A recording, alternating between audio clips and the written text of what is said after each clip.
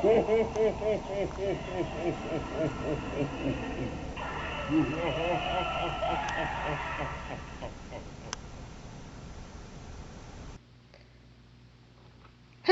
and welcome to this episode of Lights Out.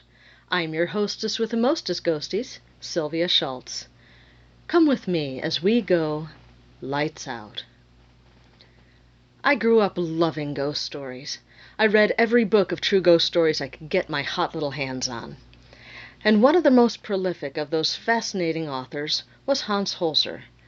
I knew even as a kid that his books were something special. He wrote with such conviction about the weirdness to be found in the shadows. I just loved his books. I used to dream about going out to spooky places like he did and discovering ghosts of my own.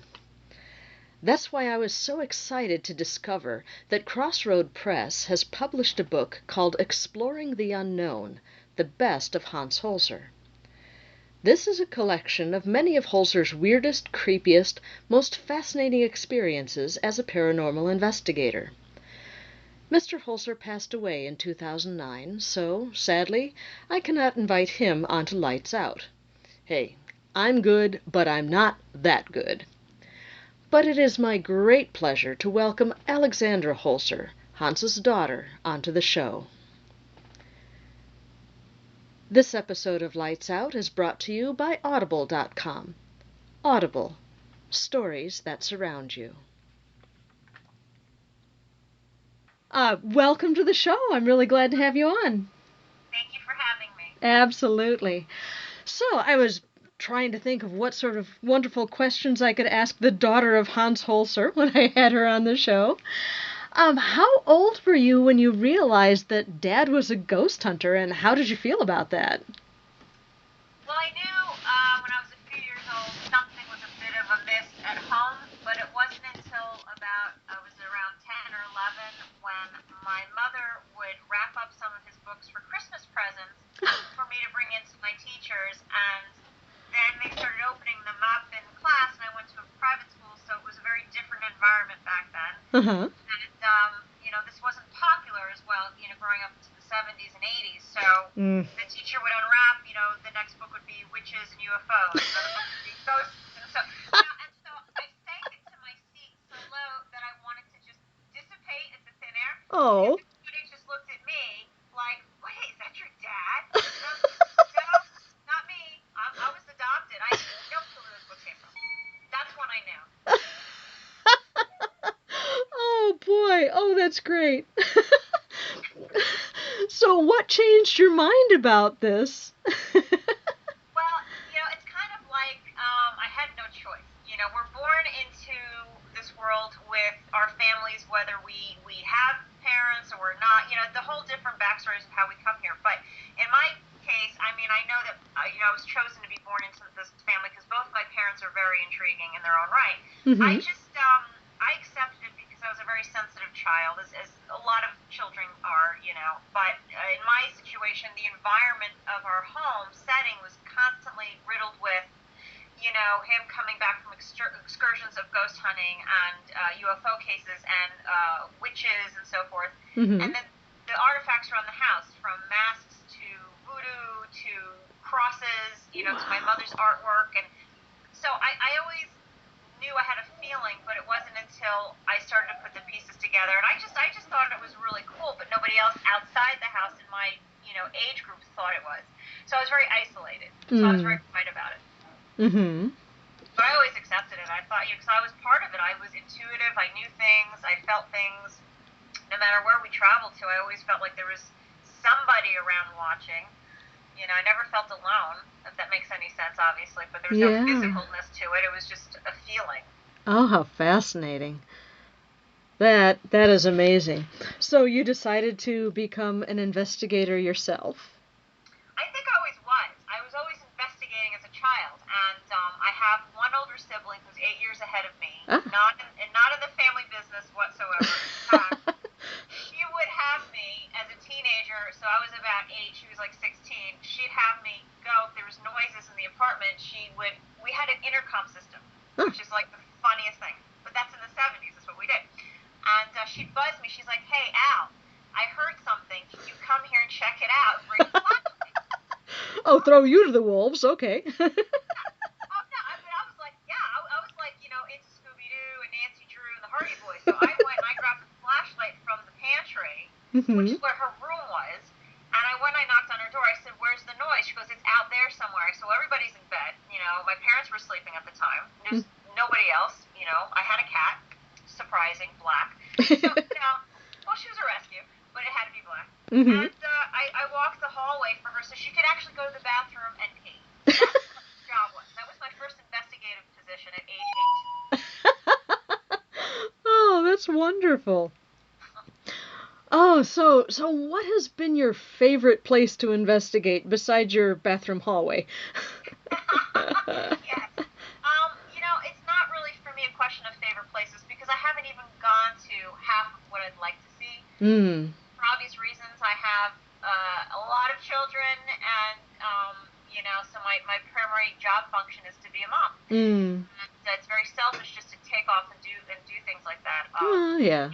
But I've had opportunities throughout the years, through events, through filming and so forth. But we've created the Hunt with Holzer, my fiance and I, David, to basically do what other people are doing. I mean, everybody has events and so forth, but we really have a main purpose because we come from that lineage. And we're really trying to educate small groups of people and take them on locations in the Hudson Valley and in New York, which is where we reside, to continue the Holzer method and educate. And also, as a woman in the field, very important for me to push myself out there and say, listen, it's very male-dominated. My father was a male, obviously, so I really want to try to break that mold and stereotype of that women are more geared towards being psychics and the men are the investigators, I But see, yeah.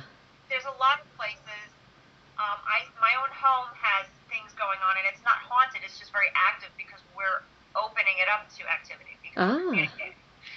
But we also live on very historical property, and during the war. So but that's anywhere, So there's tons of places that we want to go back to, and I don't have anything in particular that's my favorite, just because I find all of it fascinating of who was once there before us that had this life, no matter how it ended. And we're walking back into those imprints of another life while we're still living. And I always find that fascinating no matter where it would be. Oh, cool. Now, I'm going to revisit something you just said a couple of moments ago. You said that your house isn't haunted, but there's a lot of activity. Could you explain what the difference is there for the audience? Yes, absolutely. Yeah. When we're experiencing a haunting, whether it's a grade A haunting or something more severe, it means that whoever was in the location of the residence, whether it was just a piece of land and somebody built a house on it, it's irrelevant. It's still a space that's being occupied, let's say, by a prior life. The life is no longer of the physical world; it's in the spiritual, but it's stuck, and that's what we call a ghost. It can't move on. It's either confused or it chooses not to move on, and it's aware. Some hauntings are not aware, and so they repeat certain things in the home, like a woman that died in her home who was a secretary and liked to bring home work at home, into her home office. So you might hear the typewriter go in the middle of the night. This is back in the day. Sorry, what is a typewriter? I digress. But anyway, and so the homeowners hear it, and they can't see it, but they hear it, and the person that had passed, the woman, doesn't realize they're there either. She's still stuck in that kind of that history, that time of repetitious life that she had. In our home, regardless that the area is haunted, the property is haunted, and so forth. They can pass through here, and I'm sure they have. But our main focus is that we speak to my father, we speak to my partner's family as well. Cool. Spirit guides. We've created a very safe circle of family that comes through, which we all have, by the way. We just choose to communicate with them as if we were writing a letter and mailing it and saying, hey, how are you? We only do it when we feel it's the right time. Sometimes there's a lot of noises that happen in our bedroom, which is the main focus. I have a lot of my father's things in our room. We have a wraparound bookcase with a lot of old books, parapsychology from like the 1800s, very iconic pieces in here that were in my father's hands that came from other people before him. So we're attracting these energies, and we're building up the ability, and sometimes things will move in our room, fall down, or noises will just start pinging and ponging when we're quiet. And that always brings us to the awareness of it's time to talk again. And so when we do that, which might be once every month or every few weeks, whatever, they need to talk, we will go and start communicating peacefully, and we will start receiving information. Whether it's how are the children doing, watch out for this, don't worry, this is going to happen for you, how are you feeling, how are you guys doing, we say to them, and they love it because they're still alive. So, it's really just having a conversation with family that isn't physically here anymore, but they are in an energy form and spiritually and so forth, that are still bopping around. They're not coming back. They're not reincarnating right now. So that's really what we're doing. Oh, that's brilliant. Yeah. Wow, what a great, oh boy, that is really wonderful. Now, following up on that, can you give out maybe some hints if people want to do this in their own homes with their own family? How would they go about that?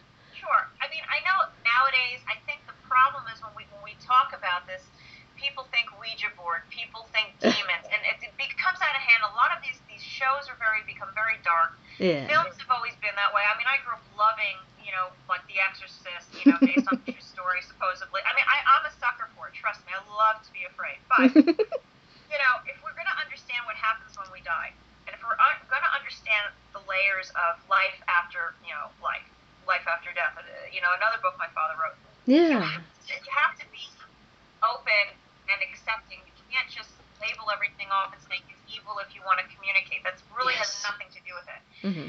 This isn't a haunting. These aren't people that are coming through to break through to talk to us that are bad people. You have to be confident in your own energy, your own lifestyle, who you are as a person.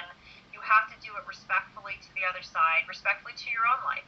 And all we do is we basically, we say our own types of prayers. There's no religion involved, but people can choose to do whatever. Mm-hmm. But I always feel, because we're so small, the universe is so huge, that I would bless and thank and have humility and humbleness towards whoever's here we'd love to talk to, family. We pinpoint who we'd like to communicate with. If it's not you, we're going to let you go. And that's happened a few times, too, because there are those that really want to open the door to talk because they're desperate. That have nothing to do with who we are in this house. That happens, but there's nothing bad that's happened. I've been doing this ever since I was a kid, to be honest with you. It's not, you just communicate, and you don't have to speak verbally. It could be through telepathy. Yes. Let's go back to the ways of how it used to be. Nobody's using those as tools. Everybody has to think of Ouija or something. There's a broader spectrum here. Telekinesis and ESP are huge forms of communication. They put images in your mind. You start to put the pieces together of what they're trying to say, and you're smart enough. You will say, "Oh my God, would they just show me something about a car? And then you start to put it to, what is that in relevance to you and your own life at that current moment?" Okay. You don't have to light candles. You don't have to put all the sage around. And this is not a haunting. It's just basically picking up the spirit phone of communication and saying, "Hey, what's going on, Dad? So where are you now? What are you up to?" And they don't feel a lot. They're not going to tell you what you're not supposed to know. It doesn't work that way. I don't care who you are and who they are.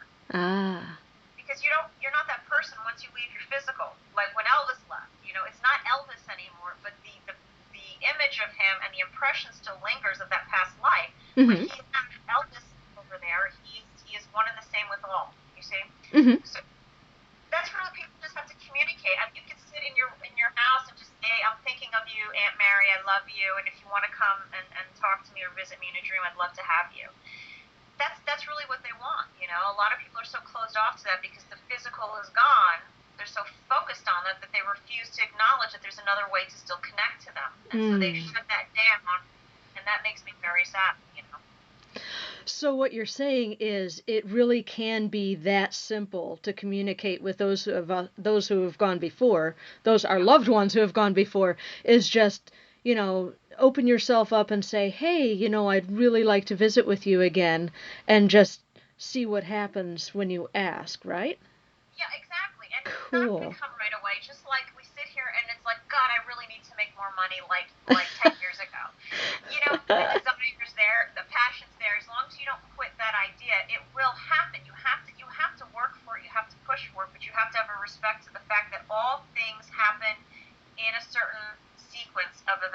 Okay. You also have to put it out to the universe, including communicating with our loved ones, the purpose of it and the meaning behind it. If it's with malintent, or you think it's, just to be silly or have fun, it's not going to go the right way. Anything in life that we're going to put forth that's got some negative connotation or agenda, it's going to be not pleasant. So that's why I was saying earlier in the show, it's important to be the type of person to do this. Are you a good person? What is your lifestyle? What are your surroundings? Because that is all part of the formula in communicating with a higher level of what we reach once we pass, and we leave the physical and go into the higher self of the spiritual. Wow. Oh, that is wonderful. Okay, thank you, Alexandra, for sharing that with us. That is really splendid, and I'm hoping that will touch a lot of people, and I hope a lot of people will experiment with this. Just say, hey, I'd really like to talk to my loved ones again, and I hope they see what happens, and I hope they can pick up on this this loving kindness that you've expressed that can happen, we can visit with our loved ones in a spirit of sharing and giving and everything. That's so great. Thank you. No, thank you. All right. So is there anything else you'd like to share with the audience? No, basically just to keep supporting us. We are unique in the sense of the generational continuance. Being a woman is very difficult pushing this out there because, again, society sees what they see on television and movies, and it's very frustrating. So we really do I think we feel like we're the underdog. But my father is still alive. He has said that repeatedly to me, where I say, "But seriously, Dad, I don't see you right now," and he gets frustrated with me because I'm missing the whole lesson. I'm missing the point. And so he wants everybody to know he is still very much alive. So I said I would pass that along. Fabulous. Oh, that's great. Thank you, Alexandra Holzer, for being my guest on Lights Out, and we are going to be definitely keeping an eye out for the best of Hans Holzer coming up from Crossroad Press. And I really appreciate you taking the time to chat with me. Thanks. Well, thank you for having me, Sylvia. You guys are doing a great job over at Crossroads. Very excited to see the workings that are coming out for my father, so thank you. You bet. I was so energized by my conversation with Alexandra. And in case you were wondering, she is just as gracious and pretty in real life as she is over Skype. It was a genuine pleasure to catch up with her and to talk about her continuing relationship with her famous father. I encourage you to visit Crossroad Press and pick up your own copy of Exploring the Unknown, the best of Hans Holzer. This outstanding paranormal researcher still has much to share with us today. Thank you so much for joining me for this very special episode of Lights Out. Be sure to join me next time when we'll be exploring the question, what experience turned you into a believer in the paranormal? Think about it. Until then, keep your books of spooky stories on the nightstand as we go Lights Out.